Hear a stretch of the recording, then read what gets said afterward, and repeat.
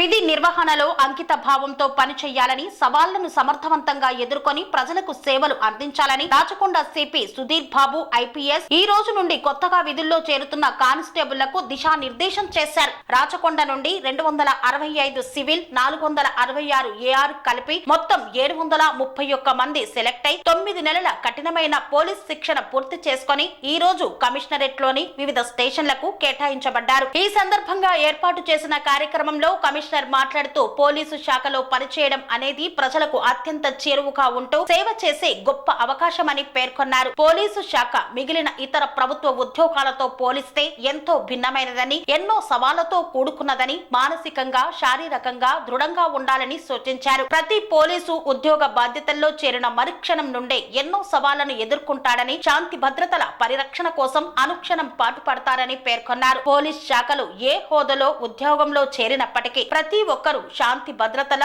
పరిరక్షణలో సమాన ప్రాధాన్యత మరియు బాధ్యత కలిగి ఉంటారన్నారు. నూతన కానిస్టేబుళ్లకు ఉన్నత అధికారుల నుండి సంపూర్ణ సహాయ సహకారాలు అందుతాయని, వారి సూచనలకు ఆదేశాలకు అనుగుణంగా క్రమశిక్షణతో పనిచేయాలని సూచించారు.